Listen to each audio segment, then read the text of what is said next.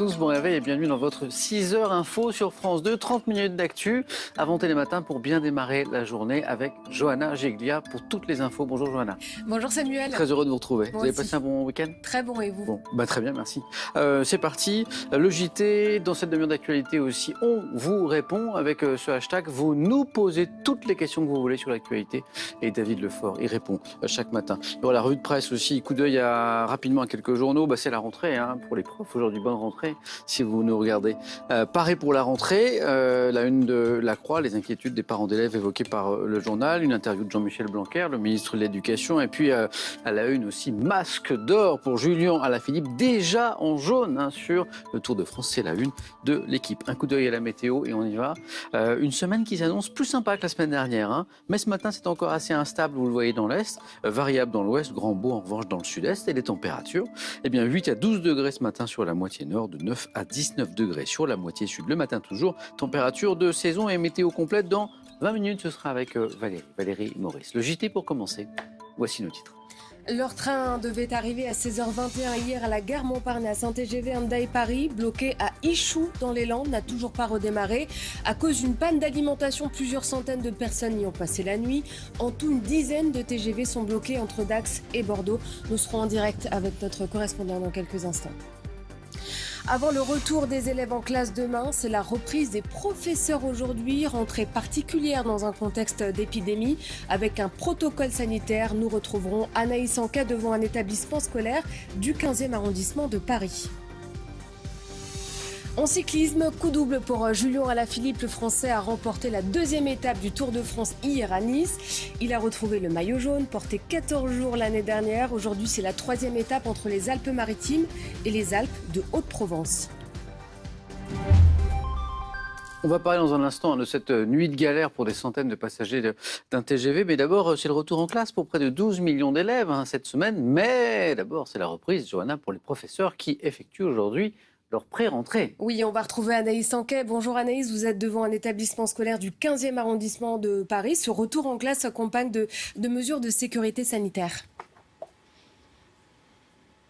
Exactement. Alors ici, les professeurs ne sont pas encore arrivés, mais la journée qui s'annonce est importante car cette rentrée, elle sera hors norme déjà car tous les élèves de plus de 11 ans devront porter un masque, tout comme les enseignants de l'école maternelle jusqu'au lycée. Une mesure qui a été saluée par la plupart des syndicats, mais certains enseignants s'inquiètent, notamment en école maternelle, car face à eux, il y a des enfants de 3 ou 4 ans. Et comment les rassurer lorsque l'on ne peut pas montrer son visage, lorsque l'on porte un masque? Autre question autour du protocole sanitaire. La distanciation sociale n'est plus obligatoire pour permettre à tous les élèves de retourner à l'école. Mais certains professeurs auraient préféré qu'on limite le nombre d'enfants par salle de classe pour réduire la proximité. Enfin, c'est un défi pédagogique également qui s'annonce pour tous ces enseignants. Il faut rattraper le retard accumulé pendant le confinement. Certains enfants n'ont pas été à l'école depuis plusieurs mois. Autant de détails, de questions à régler aujourd'hui lors de cette pré-rentrée avant le retour de plus de 12 millions d'élèves demain dans les salles de classe. Un grand merci Anaïs Anquet en direct devant une école parisienne. Bon, il n'y a pas encore trop de monde pour l'instant, mais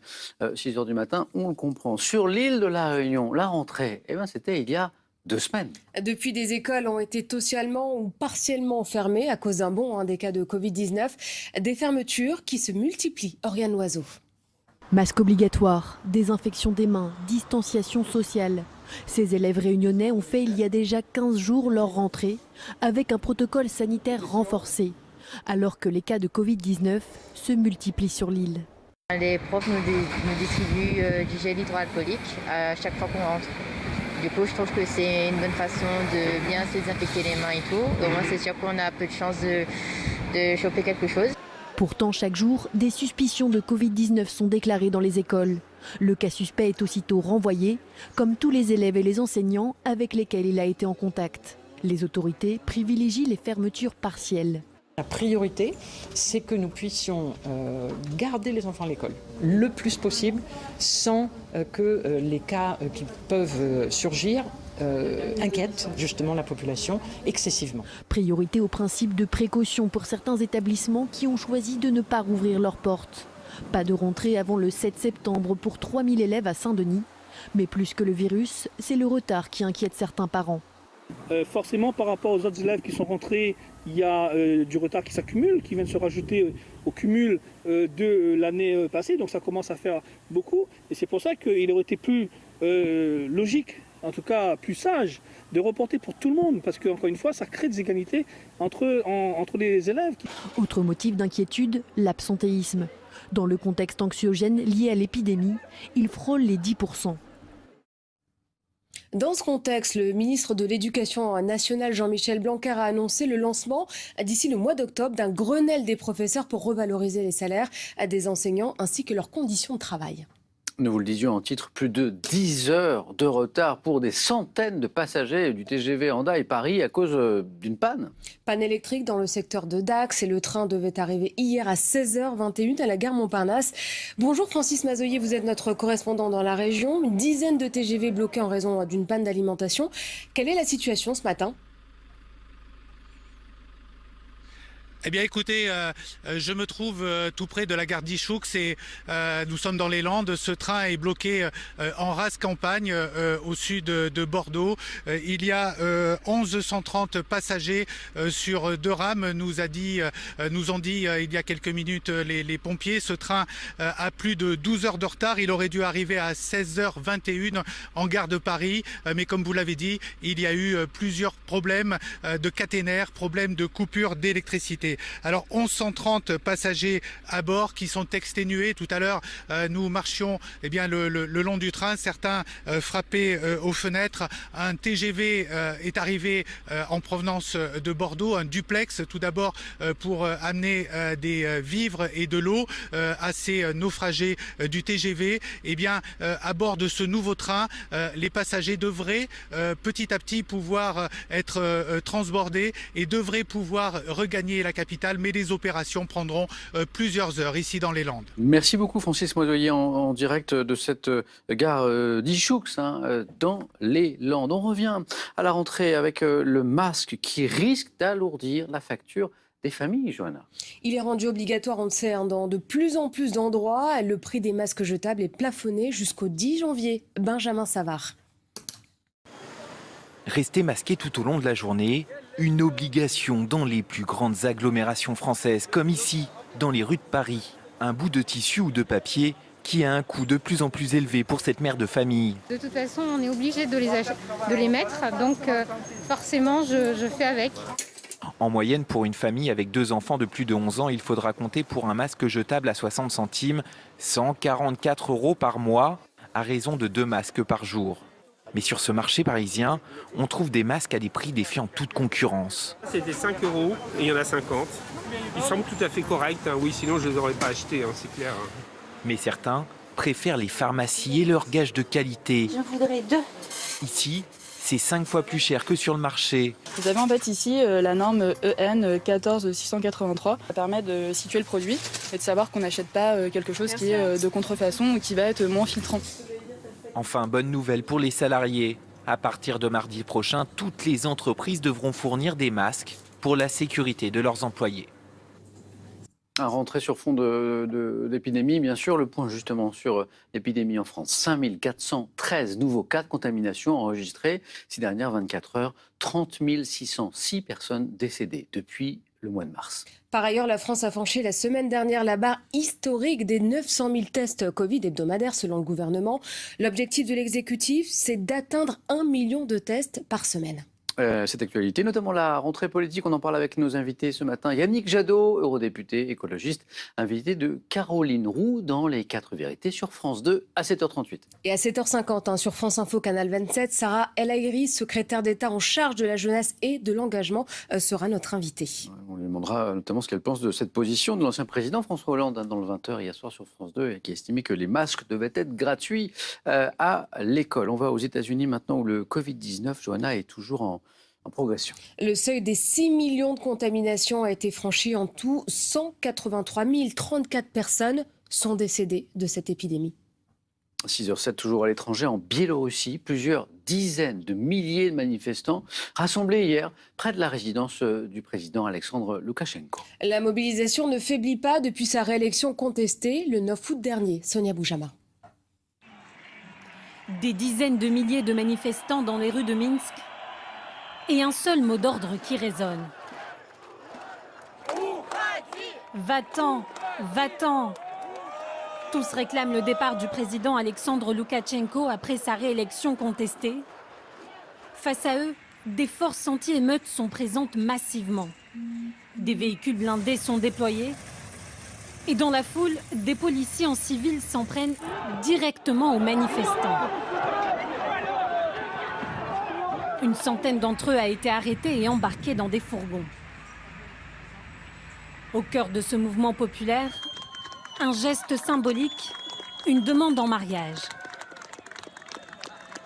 Ironie du calendrier, cet immense rassemblement s'est tenu le jour de l'anniversaire du président biélorusse. Un anniversaire que lui a souhaité Vladimir Poutine, signe que le Kremlin paraît déterminé à le soutenir. En bref, à la page éco, Veolia veut racheter à Engie la quasi-totalité de sa participation dans Suez. Le leader mondial des services à l'environnement a annoncé hier avoir remis à Engie une offre visant à lui racheter 29,9% de Suez, proposition qui sera étudiée dans les prochaines semaines. Allez, une page sport à présent, avec d'abord ce record dans le football féminin. L'Olympique lyonnais a remporté sa 7e Ligue des Champions. Et c'est la 5e d'affilée en battant les Allemandes de Wolfsburg, score 3-1, dont 2 buts d'Eugénie Le Sommer. Victoire s'écrit bien au féminin, c'est ce qu'a tweeté hier le président Emmanuel Macron. Voilà, on voit son tweet justement. Et puis sport toujours avec ce coup double pour Julien Alaphilippe. Le Français a remporté la 2e étape du Tour de France hier à Nice et ça n'est pas tout. Oui, parce qu'il a retrouvé le maillot jaune qu'il avait porté 14 jours l'année dernière. Aujourd'hui, 198 km sont à parcourir pour cette 3e étape entre les Alpes-Maritimes et les Alpes de Haute-Provence. Notre envoyé spécial Grégory Naboulet à Nice. Aujourd'hui, le Tour va laisser derrière lui les bords de la Méditerranée. Départ de Nice à midi 10, cap au nord, direction Sisteron. 198 km à parcourir, 4 difficultés répertoriées pour une arrivée peu après 17h dans les Alpes de Haute-Provence. Et aujourd'hui, le maillot jaune sera sur les épaules d'un Français, Julien Alaphilippe, vainqueur hier à Nice pour la 5e fois de sa carrière sur le Tour de France. Les larmes sont pour son papa disparu il y a 2 mois.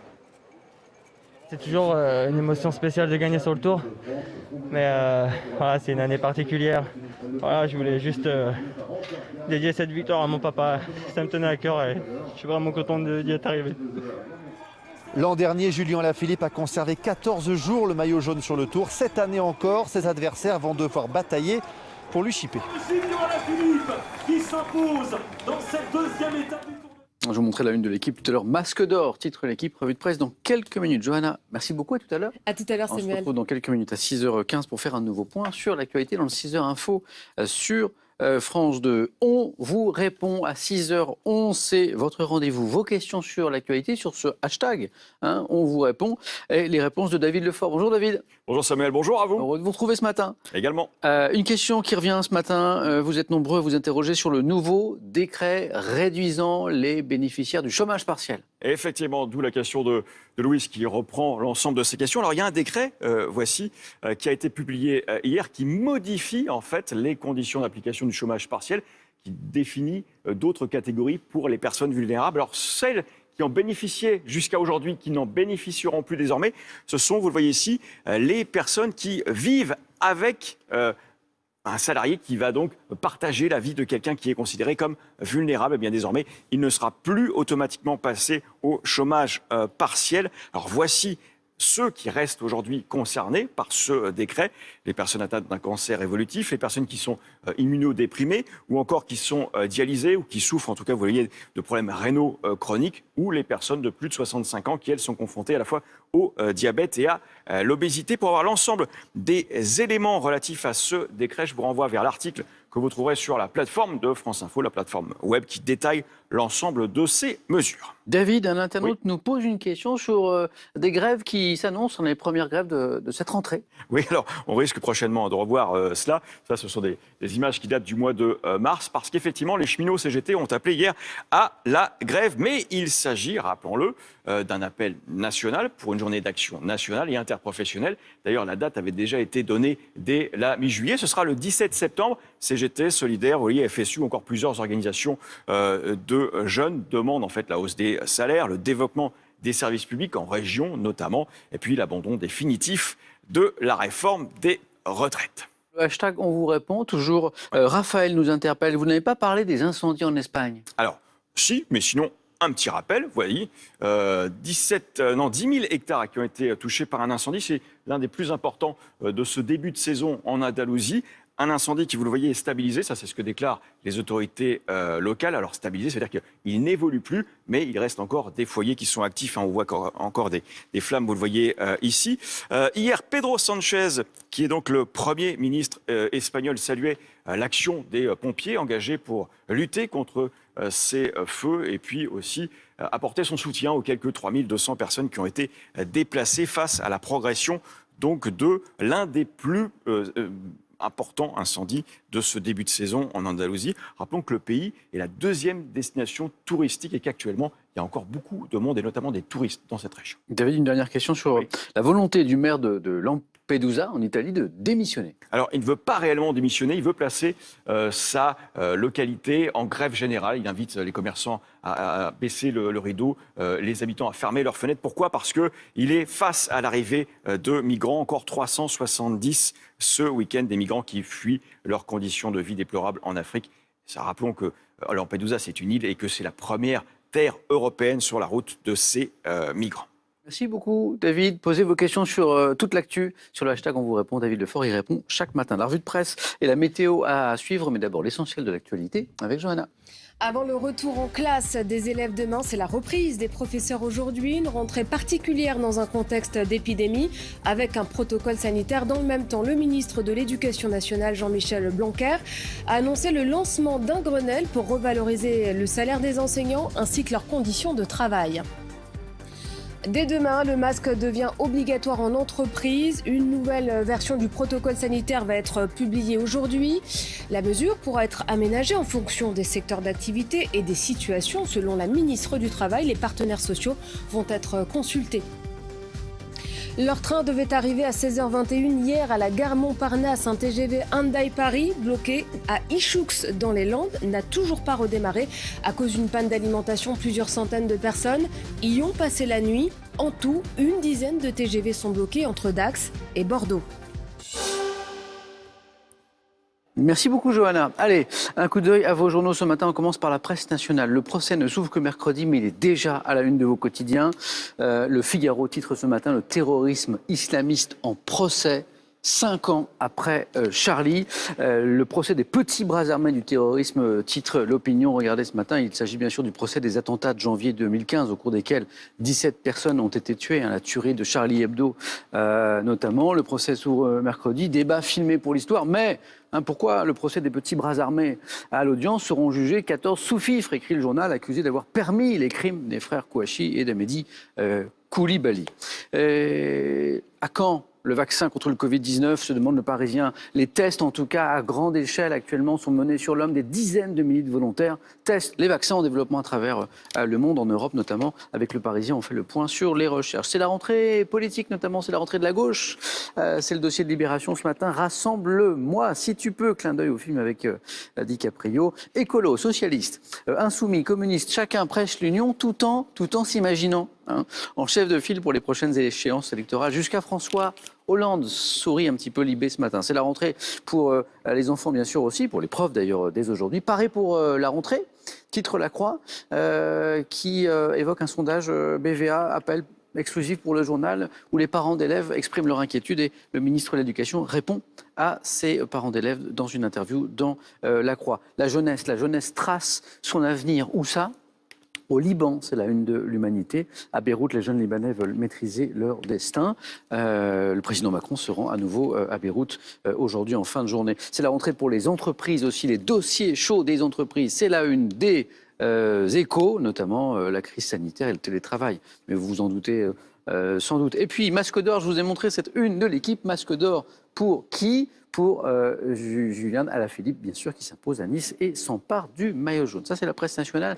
Je vous emmène voir la presse en région. Et justement, regardez ce maillot jaune pour Alaphilippe. Il est en une de pas mal de journaux ce matin, de La Voix du Nord. Et revoilà déjà Alaphilippe en jaune. Se félicite le journal. C'est le bonheur en jaune, comme le titre le grand journal de l'Ouest, Ouest France. Et revoilà Alaphilippe, titre encore Sud-Ouest, qui rappelle que le coureur a été le héros français du Tour 2019. La rentrée, bien sûr, parée pour la rentrée. La une de l'Écho républicain, regardez comme ils sont mignons, tous ces jeunes là, qui sont prêts, tout est prêt. Les affaires sont prêtes, le cartable est prêt pour la rentrée. Bon, c'est quand même une rentrée un peu particulière, rappelle le Midi Libre. Rentrée mode d'emploi, avec les réponses claires de nos experts, promet le Midi Libre sur le Covid. Et puis justement, c'est intéressant, l'Ardennais est allé voir les jeunes, les a interrogés pour les interroger à l'école, au collège, au lycée ou à l'université. Et c'est intéressant, les jeunes que nous avons interrogés, explique le journal, semblent peu stressés par cette rentrée, pas comme les autres, dans l'Ardennais. Et puis on parlait du Tour de France, cette belle une du Progrès, du côté de Lyon, légendaire. De qui s'agit-il? Venez voir cette belle photo de la Ligue des champions féminines. Bien sûr, nous en parlions dans le JT avec Johanna.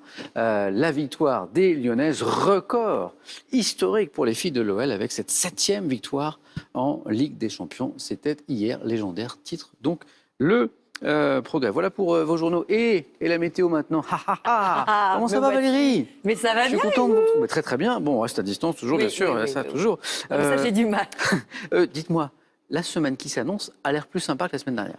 Ah, ça, c'est vrai? Alors, ça sera plus sympa. Ça va rester un petit peu automnal. Je suis désolée, il va falloir vous couvrir jusqu'à mercredi. Après, ça repart en flèche. Au sud, on sera à plus de 30, 33 en fin de semaine. Ce sera de nouveau l'été. Donc voilà, si vous êtes en vacances, tant mieux pour vous. En général, quand Valérie paraît, il y a une bonne nouvelle qui n'est pas très loin. Oui. C'est parti pour la météo.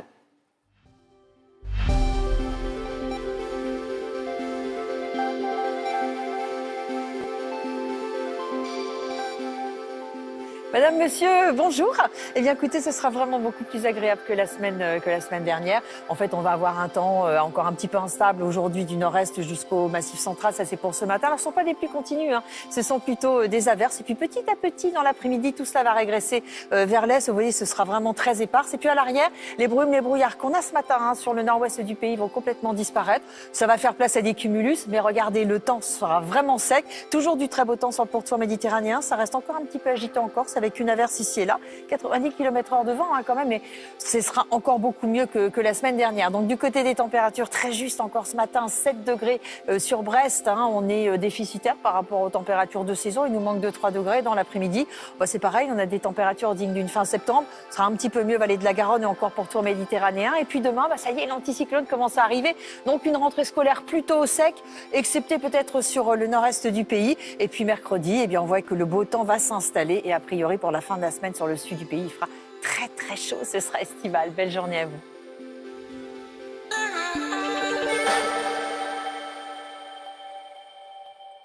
C'est la rentrée scolaire cette semaine, c'est la rentrée pour les enseignants.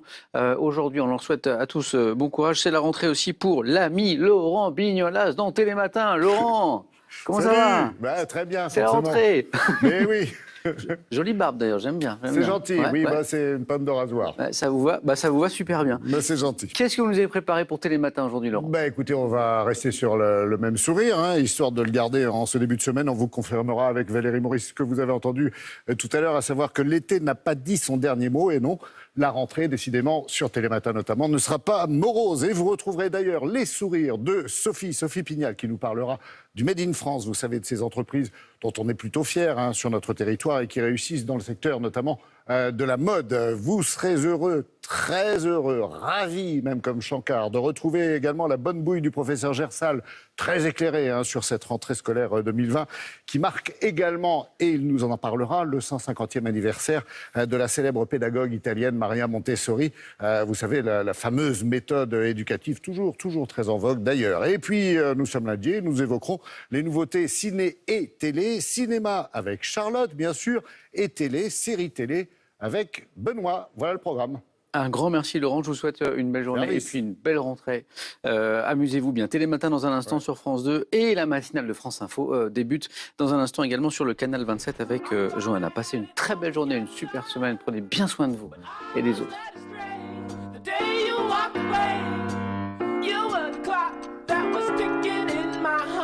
Change my state.